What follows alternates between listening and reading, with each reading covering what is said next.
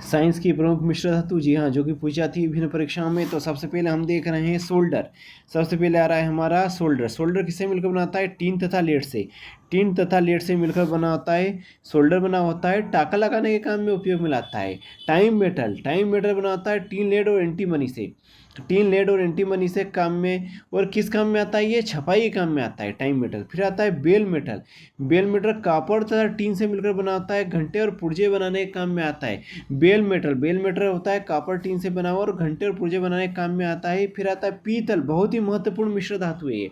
बहुत ही महत्वपूर्ण मिश्र धातु विभिन्न प्रकार की प्रतियोगी परीक्षाओं में पूछी जाती है। यदि आपको तैयारी करनी है और आप फ्री पीडीएफ और फ्री प्रैक्टिस टेस्ट चाहते हैं और यूट्यूब पे फ्री क्लासेस चाहते हैं तो आप हमारा चैनल सब्सक्राइब कर सकते हैं। यदि आपको अच्छा लग रहा है वीडियो और आप इस प्रकार की तैयारी करना चाहते हो, आप चैनल को सब्सक्राइब कीजिएगा। पीतल। पीतल कॉपर और जिंक से मिलकर बना होता है तार, मशीनें और पुर्जे बर्तन बनाने के काम में आता है। German silver. बहुत ही महत्वपूर्ण। जर्मन सिल्वर कॉपर, जिंक और निकल से मिलकर बना होता है। किससे मिलकर बना होता है? तो ये बना होता है कॉपर, जिंक और निकल से। बहुत ही महत्वपूर्ण है जर्मन सिल्वर। जर्मन सिल्वर पूछा जाता है कॉपर, जिंक और निकल से मिलकर बना होता है। बर्तन और मूर्तियाँ बनाने के काम में आता है। ये हम जनरल साइंस के क्वेश्चन देख रहे हैं जो विभिन्न प्रकार की परीक्षाओं में पूछे जाते हैं। यदि आप free PDF free practice test करना चाहते हैं आप तो चैनल को सब्सक्राइब कीजिए। अगला आ रहा है हमारा डेंटल मिश्र धातु। डेंटल मिश्र धातु जो होती है वो सिल्वर, मरकरी और जिंक टीन से मिलकर बनी होती है। दांतों में भरने के उपयोग में आती है। सिल्वर, मरकरी, जिंक और टीन से।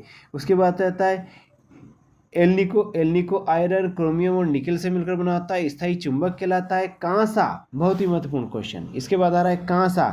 कांसा। कांसा जो हमारा बना होता है वो कॉपर तथा टीन से। जी हाँ, कॉपर तथा टीन से मिलकर जो बनता है वो होता है कांसा। होता है हमारा कॉपर तथा टीन से मिलकर बना हुआ।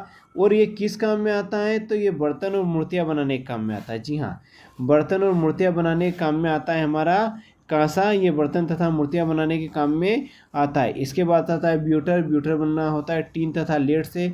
ये बर्तन बनाने के काम में आता है। Gun metal. Gun metal copper, tin और जिंक से मिलकर बनाना होता है। बंदूक, हथियार, मशीनरी पुर्जे बनाने के काम में आता है। मैग्नीशियम, मैग्नीशियम और एल्यूमिनियम वायुयान तथा जहाज़ों को बनाने में काम में आता है।